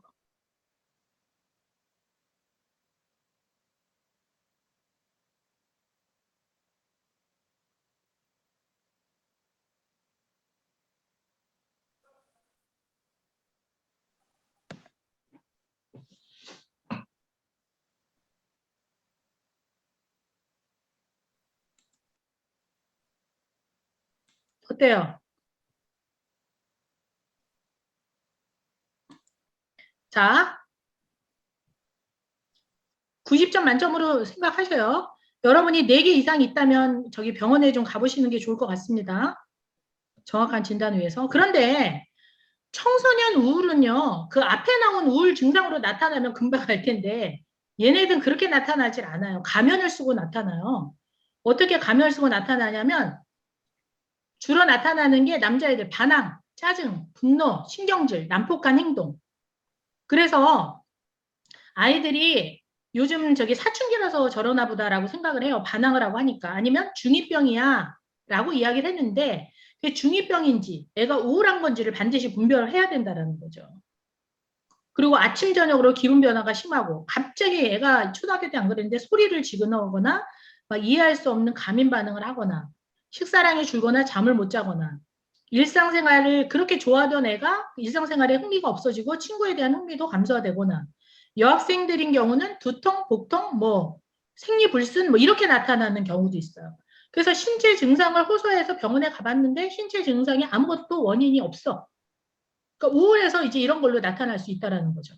그래서 엄마 나 배 아파서 오늘 학교 못 갈 것 같아. 막 머리가 너무 아파. 막 이렇게 해가지고 아픈 걸로 호소할 수도 있다라는 거죠. 그래서 가면을 쓰고 나타나기 때문에 사춘기 증상으로 우리가 간과해 버릴 수가 있는데 사실은 그게 사춘기가 아니고 중2병이 아니라 우울일 수 있다라는 거예요. 소아와 그 청소년을 비교해 볼까요? 신체 증상으로는 소아는 쉽게 짜증을 내, 난폭해, 산남해, 청소년, 무기력, 두통, 복통, 집중력 저하, 산만함, 수면량이 적거나 많음. 심리 증상은 부모에 대해 집착을 해요. 소아는 청소년은 짜증내고 화내고 신경질 내고 슬퍼하고 눈물이 많아지고 취미에 대한 흥미 감소하고 막 폭력적으로 변하고 기타 증상 소아는 성적이 떨어지고 등교를 거부하고 청소년은 과식하거나 식사 거부, 혼자 있으려고 하고 대화도 거부하고 성적이 떨어질 때에 이제 조금 우울하지 않냐라고 여러분들이 이제 인지를 하고 있어야 됩니다. 원인이 뭘까? 얘들 도대체 왜 우울할까? 학업 스트레스 때문에 이 학업 스트레스는 이 그 게임이나 우울이나 다 같이 오죠. 폭력, 왕따, 사회 전반적인 문제로 아이들이 마음의 병을 많이 앓고 있다라고 보죠. 또 부모하고의 관계나 가정 불화가 참 많이 아까 그 게임 중독도 여기서 나왔죠. 부모 관계, 뭐 가정 불화, 친구 관계, 학교 폭력, 왕따. 청소년들이 감당하기 힘든 일들이 많아서 매년 우울증으로 앓는 청소년이 증가하고 있다는 거예요. 또 가정환경의 변화, 갑작스럽게 이사를 했다라든가 집이 갑자기 이제 코로나 때문에 문을 닫아서 경제적인 게 급속도로 어려워졌다라든가 이러면 아이들이 우울할 수 있죠. 불안하고. 가족 간의 불화, 가정폭력. 가정폭력 때문에 이제 우울한 그 남자 청소년. 아빠가 그냥 엄마도 때리고 애도 때리고 그러니까 아들이 아빠를 팼어 이번에는. 자, 요즘은 그래요. 견디다 못해서 자기 여동생 보호하고 자기 엄마를 보호하기 위해서 걔가 아빠를 때리는 그런 사태까지 있어요. 그거는 사람들이 정말 동네에 창피해가지고는 얘기를 못하는데 그런 사례들이 저는 몇 번 봤어요. 아빠 패는 사례. 그러고는 이제 그 집안 식구들이 그 아빠의 폭력가 그거 못해가지고 이제 집을 그냥 아예 나와버렸어요. 그 가족들이. 그래갖고 이제 한 달간 따로 이제 있는 그런 걸 봤는데 아무튼 그 아이는 엄청나게 우울하고 불안하겠죠. 누적된 스트레스와 좌절. 계속해서 스트레스라든가 좌절을 하는 거. 또 위로와 의지가 되어줄 사람이 없는 거니까 친구라든가 엄마라든가 누군가 나에게 의지가 돼야 되는데 그게 없는 것이 굉장히 우울의 요소예요. 그분들에 대한 열등감, 비교 때문에 올 수도 있겠죠. 자, 헬스 조선 자료는 뭐라고 했냐면 아이들이 우울한 것은 이건 우울증보다 우울감. 성적이 떨어지거나 이 성적 때문에 많이 우울하다. 또 친구 관계가 굉장히 많이 나타났어요. 가정 환경, 이성 문제, 기타. 지금 세 가지를 제가 우울의 요인에 대해서 여러분에게 제시했는데 여기에 거의 똑같이 들어가는 게 친구 관계나 가정 환경이죠. 그러니까 우울은 관계에서 오는 게 많아요. 제가 상담을 해보면 거의 오는 게 우울이나 불안이나 뭐 이런 거잖아요. 그 우울은 뭐 때문에 오냐? 사람과의 관계 문제 때문에 와요. 관계 속에서 뭐가 있어요? 분노가 있어요. 그래서 그 분노를 해소해 줘야 돼요. 거의. 그게 관계라는 것은 윗사람과의 관계냐, 내 동등 간의 관계냐, 아랫사람과의 관계냐, 이 관계 패턴만 다르지 관계 문제로 인해서 다 상담소를 찾는 경우가 많다라는 거예요. 여러분이 지금 상담소를 찾아간다면 무엇 때문에 갈까요? 관계 문제 때문에 갈 거예요. 해결이 안 돼서. 시어머니하고의 문제라든가 뭐 남편과의 문제라든가 친구하고의 문제라든가 뭐 이런 거. 우울의 원인도 거의 그렇다라는 거예요. 자, 생물학적 원인도 있어요. 이런 거는 이제 환경적인 요인이고, 뇌신경 전달 물질인 뭐 세로토닌이나 멜라토닌이나 노르에피네프린의 불균형이다. 이제 이러한 것들을 얘기하죠. 그래서 그 이시영 박사님인가 세로토닌 하라 아마 이 책도 써냈잖아요. 그래서 옛날에는 엔돌핀인데 요즘은 세로토닌이 행복 호르몬이다. 뭐 이렇게 얘기를 하는데 이러한 것이 부족하고 뭐 이래서 문제다라고 하니까 약물로 치료가 되는 거죠. 이 생물학적 원인을 밝혀냈기 때문에 약물 이거를 올리거나 적정하게 할 수 있는 그거를 뇌의 작용을 사용해서 우울을 치료하는 거죠. 네.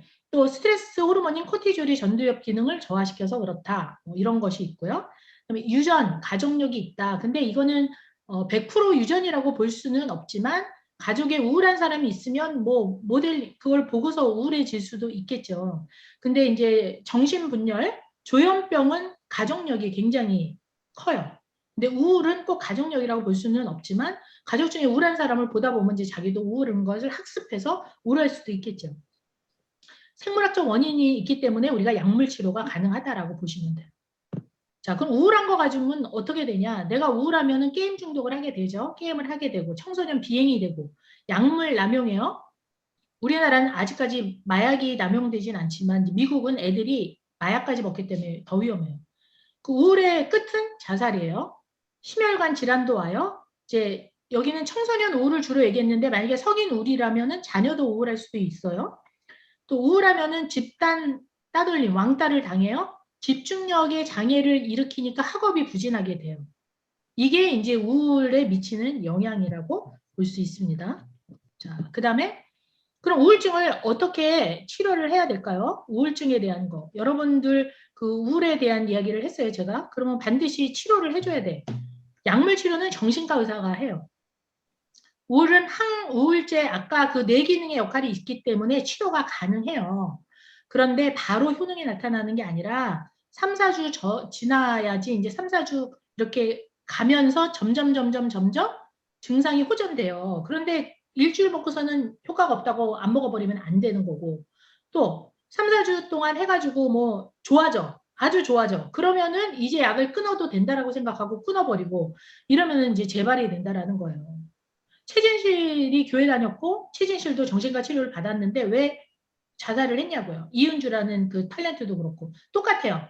상담 치료도 받았고 약물 치료도 받고 교회도 다닌 사람들이 왜 자살을 했냐고. 그들이 자기 스스로가 약을 끊었고 끝까지 치료를 안 했기 때문이라고 저는 생각이 돼요. 우리나라는 정신과와 그 굉장히 가깝지 않고 그거에 대한 부정적인 생각이 있기 때문에 약을 빨리 끊어야 된다라고 생각하는 것 같은데 사실은 6개월 이상 유지 치료가 필요해요. 그래야지 완치를 시켜야 되는데 우리가 항생제를 먹으면 균을 완전히 끊어질 때 죽일 때까지 먹어야지 내성이 안 생겨가지고 그 질병이 치료가 되잖아요. 조금 괜찮았다고 끊으면 되게 위험하잖아요. 우울증도 마찬가지. 약물 치료를 통해서는 의사가 하라는 대로 해가지고 그렇게 해야 되는 거죠. 그런데 그냥 우울한 게 아니라 죽고 싶어요. 가만히 있으면 눈물이 나요. 그리고 막 죽을 뻔하고 자기를 그어. 이런 행동이 나타날 때는 그냥 무조건 입원을 시켜야 된다는 거예요. 죽을 가능성이 있어요. 그거를 그냥 관가에서는 절대 안 됩니다. 자, 그러면 아까 제가 이야기했잖아요. 관계에서 오는 우울이 참 많다. 친구 관계, 부모 관계. 그렇기 때문에 우리는 심리치료, 상담을 받아야 된다는 거죠. 이거는 정신과 의사도 하고 심리상담 전문가들이 하는 거예요. 그래서 이들이 그냥 심리상담 전문가가 되는 게 아닙니다. 몇 년 동안 훈련을 받고 공부도 물론 이제 대학교, 대학원 뭐 박사도 나오지만 몇 년 동안의 이 임상훈련을 받고 시험도 통과해가지고 전문가가 되는 사람들이에요. 그래서 아이들은 언어로 되지 않으니까 놀이치료도 하고 또 인지행동, 그 우리의 생각을 바꿔가지고 그 마음을 바꿔주는 인지행동 치료도 하고 또 대인관계를 잘할 수 있는 심리치료도 하고 또 가족 문제가 분명히 있다라고 했잖아요. 그래서 가족 치료도 하고 이렇게 해서 그 마음에 있는 그 상처를 치료해 주는 것이 굉장히 필요해요. 그래서 여러분이 생각하실 때 이 약물 치료는 증상 치료다. 잠 못 자고 우울해서 뭐 죽고 싶어 하는 그러한 증상을 완화시켜주는 치료라면 이 심리치료는 근본 치료다. 그 사람 안에 우울을 일으키는 요인을 제거해주는 근본 치료다. 그래서 이 두 가지를 병행해서 근본 뿌리를 뽑아줘야지 재발 안 해요. 재발의 가능성이 좀 많거든요. 또 사회 기술을 훈련시킨다든가 이제 부모 교육을 한다든가 학교와의 협조를 구한다든가 교회 학교 교사의 협조를 구해서 이제 우울증을 치료할 수 있다라고 볼 수가 있죠. 여러분 너무 놀라운 거 한번 여러분 보세요. 행복누리 프로그램을 서울대 이번에 2021년도에 이거를 개발을 했어요. 신민섭 교수 팀이 이제 신민섭이라고 굉장히 소아정신과로 유명한 서울대학교 교수님인데 이분이 게임을 통해서 아까 인지행동 치료를 한다고 했잖아요. 게임을 통해서 인지행동 치료를 받을 수 있는 프로그램을 개발한 거예요. 그러니까 지금 이 시대는 게임이 엄청 대세기니까 게임을 통해서 이 프로그램을 하면 애들이 그거를 쉽게 접근할 수 있잖아요. 그리고 대면으로 안 오는 아이들, 또 지금 같은 이 시대 얼마나 놀라운 발상입니까? 그래갖고 주 2회에 5주에 걸쳐갖고 10회 동안만 하면은 우울증도 극복하고 친구 사귀는 뭐 합숙 능력 증년을 훈련할 수 있도록 이렇게 만든 프로그램이라는 거죠. 그래갖고는 임상 실험을 통해 갖고 효과가 있다라고 이제 이 결과가 나왔어요. 그래서 게임을 통한 프로그램은 우울한 청소년 치료의 접근성을 높일 수 있다면서 이제 대면 치료가 어려운 경우에 효과적인 치료적 대안이다라고 말을 했어요. 그러니까 지금 시대가 이렇게 바뀌고 있다라는 거예요. 자, 일반 지침. 여러분들도 우울 4명 중 1명이고 정신적인 관계이기 때문에 누구에게나 올 수 있어요. 여러분이 이미 알았거나 지금 앓고 있거나 앞으로 알 수 있는 그건데 예방을 하면서 살기 위해서는 스트레스 때문에 많이 오니까 해소 기술을 한 가지씩 익혀야 돼요.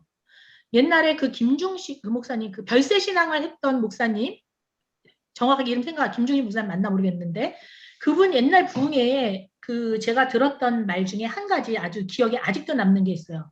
한 거의 20년 가까이 되는데 그게 뭐였냐면 본인이 교회 하는데 그 밑에서 굉장히 개척교회를 조그맣게 하시는 목사님이 계셨대요. 성도가 거기는 계속 안 늘고 개척교회인데 이 목사님 걱정스러운 저 목사님 스트레스 받아서 죽으면 어떡하나 이런 걱정이 막 생기는 거예요. 목회 이제 계속 성도가 안 보이니까. 그래가지고는 이제 지나가다 만나서 그 목사님한테 물어봤대요. 목사님 너무 힘드시지 않냐? 어떻게 스트레스를 극복하시냐? 그리고 물어봤더니 그 목사님이 하는 얘기가 그 당시 말이지 저녁 예배 시절이 있었죠. 저녁 예배 딱 주일날 끝나면 집에 와서 방문을 걸어 잠그고 안방에서 사모하고 그 목사님이 둘이 벌개 벗고 음악 틀어놓고 막 흔들면서 춤을 춘다는 거예요.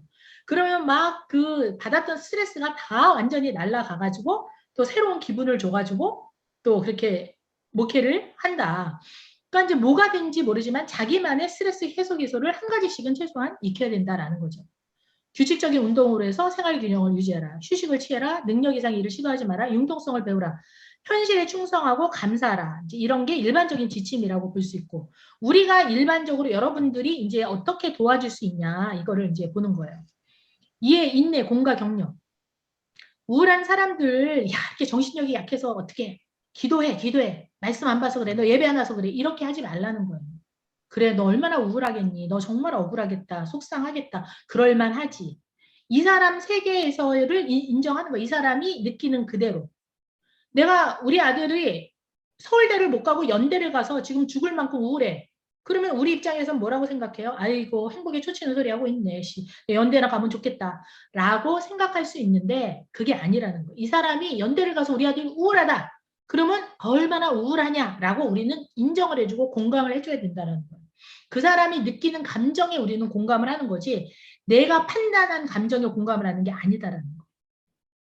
옆집에는 지금 안 걸려갖고 투병하고 있는데 내 아이가 지금 뭐 소화가 안 돼갖고 아파서 나는 지금 너무 가슴이 아파서 죽을 것 같아요. 그러면 그거를 그대로 얼마나 마음이 아프세요라고 인정을 해야 되는 거죠.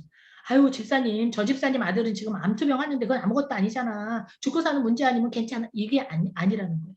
공감이라는 것은 그 사람이 힘들다 우울하다 그러면 그 입장에서 그냥 같이 느껴주는 거라는 거예요.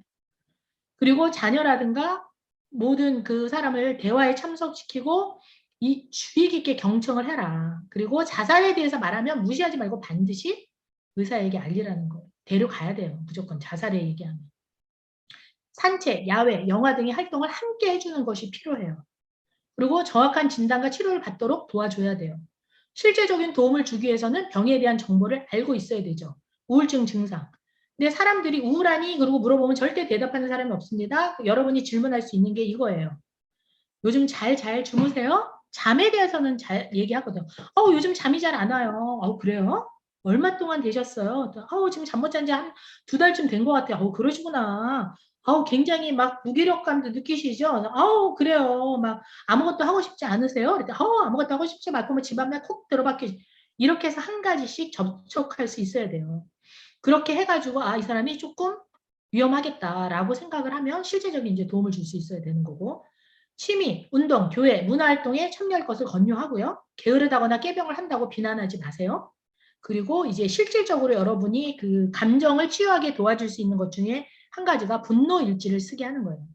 제가 얘기했잖아요. 우울하다라는 것은 대상이 있고, 대상이 있다라는 것은 그 대상에 대한 분노가 있다라는 거예요. 그래서 그 분노하는 대상에 대해서 내가 적어내서 써일 수 있어야 돼요. 제가 지금은 신학교, 제 목사 안수 받아서 목회를 하고 있는 이제 어떤 분인데, 그분을 상담한 적이 있어요. 근데 그분이 신학 공부를 할 때의 학생이었죠. 그때 너무너무 자기가 그 가슴에 이제 스트레스가 있어가지고 수업도 집중이 안 되고 막 이게 안 되고 교회 가도 말씀이 안 들어오고 찬양에도 은혜가 안 되고 당신은 사랑받기 위해 태어난 사람 노래를 하면 나는 저주받기 위해 태어났지 막 이러면서 노래가 거꾸로 불러지고 막 이러던 사람이었어요. 그래서 뭐가 문제냐? 아버지에 대한 분노가 너무너무 있는 거예요. 그래서 내가 아버지에 대한 그 분노에 대한 부분을 써가지고 오세요. 이렇게 얘기를 했어요. 욕을 해도 좋습니다. 내가 보지 않을 겁니다. 아버지 왜 그러셨어요? 아버지는 정말 나쁜 너무 써도 되다. 내가 안 보겠다. 쓰고 싶은 대로 마음껏 써라. 그 안에 있는 분노를 다 거기다 적어내라. 그랬더니 그 다음 주에 노트 한 권을 들고 왔어요. 아버지에 대한 분노를 다 적어 갖고 왔대요. 그래서 이제 그거를 놓고 하나님이 이거를 해결해 주시도록 일단 마음에 있는 분노를 다 털었잖아요. 글을 쓰면서 장문 치료 효과가 있거든요. 쓰면서도 효과가 있거든요. 다 털어내고 하나님이 용서해 주시고 이 부분에 대해서 해결해 주시도록 기도를 같이 했어요. 그러고 나서 이제 한참 뒤에 한 달 뒤에 이제 제가 또 그분을 봤어요. 그래가지고는 이제 만나서 물어봤어요. 어때요? 아직도 아버지에 대한 분노가 있으신가요? 한번 또 써보실까요? 써가지고 한번 오실래요? 그렇게 얘기해서 그 다음 주에 왔는데 한 장 반을 써가지고 왔더라고요. 한 권의 노트 한 권의 분량의 분노가 한 장 반으로 줄은 거예요. 그렇게 분노에 대한 거를 쏟아내고 분노에 대한 것을 스스로 적으면서 정리가 되면서 치유가 되는 효과가 있다라는 거죠. 그래서 뭐에 비해서 분노하는지 왜 분노하는지 그 분노의 대상에 대해서 하고 싶은 얘기를 다 써라는 거예요. 욕하고 싶으면 욕을 하라는 거예요.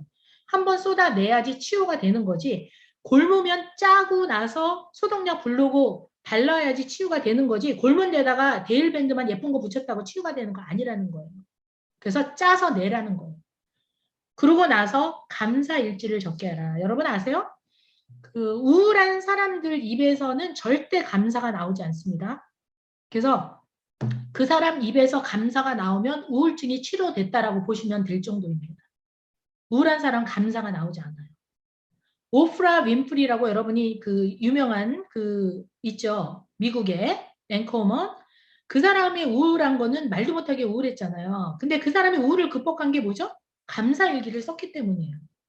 여러분들이 우울을 극복하기 원하거나 건강하게 살기 원하시면 감사일기를 하루에 5가지씩, 3가지씩이라도 매일 적는 습관을 들이세요. 이거는요, 그 양파를 두고 감사한 양파와 그냥 둔 양파를 통해서 실험한 것도 있었고, 포스콘가 어딘가의 회사에서 이 감사하는 운동을 벌여가지고 그 생산성과 그런 것이 뛰어나가지고 그 회사의 모든 것이 성공적으로 돌아갔다라는 그런 사례도 있어요. 그 회사 이름 정확하게 기억이 안 나는데 이 감사에 대한 이 실험은 너무나 많은 거예요.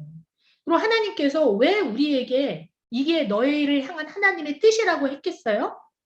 범사에 감사할 때 내가 정신이 건강해지기 때문이에요. 그죠? 쉬지 말고 기도할 때 영적으로 건강하기 때문이죠. 쉬지 말고 기도. 항상 기뻐하면 엔돌핀이 나오고 그 다이돌핀이 나와서 내가 육신이 건강할 수 있기 때문이에요. 하나님이 영육혼이 강건하게 사는 게 하나님의 뜻이고 우리에게 주신 비결을 다 성경에 깔아 놓으셨어요.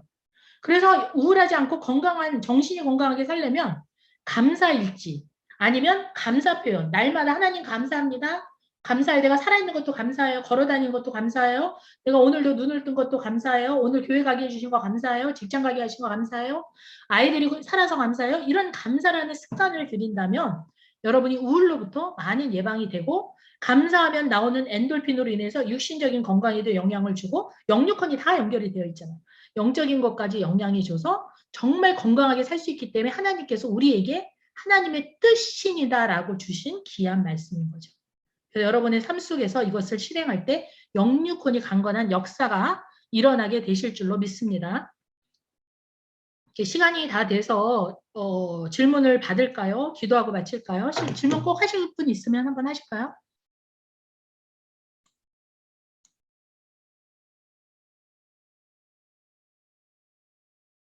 질문하실 분. 자, 그럼 없으면 빨리 끝내라는 얘기인 것 같은데, 자, 기도하고 마치도록 하겠습니다. 할렐루야. 하나님 아버지 감사합니다. 우리 지금 이 세미나를 듣고 있는 여러 교사님들 또 사역자들 얼마나 피곤하고 하루 종일 지치겠습니까? 그런 중에도 정말 하나님 말씀 사모하고 또 교사들이 학생들을 위하는 마음으로 이렇게 열심히 듣고 있습니다. 이들에게 피곤한 거 다 거두어 가시고 정말 건강하게 남은 시간도 잘 세미나에 참석할 수 있도록 도와주시옵소서. 오늘 정말 인터넷 중독과 우울에 대해서 제가 나눴습니다. 하나님 이들에게 각 사람에게 필요한 말씀만 전달되게 하여 주시고 이 말씀들이 살아서 역사에서 정말 교회에서 학생들을 지도할 때에 도움이 될 수 있는 말씀으로 삶으로 나타날 수 있도록 도와주시옵소서. 항상 강건하게 하여 주시고 이 교사들을 통해서 각 교회가 부흥하는 역사가 일어나게 하여 주시고 내년에는 이 교사들이 영적으로 먼저 부흥이 되게 하여 주시고 성령 충만한 가운데 하나님께 영광 돌리고 그 흘러가는 그 물로 아이들에게 영향을 미치는 놀라운 역사가 일어나게 하여 주시옵소서. 항상 영육권이 강건하게 하시고 하나님께 영광 돌리게 하여 주시고 또 하나님께서 이들을 축복하여 주시옵소서. 감사드렸고 예수님 이름으로 기도드렸사옵나이다. 아멘. 감사합니다. 애쓰셨어요.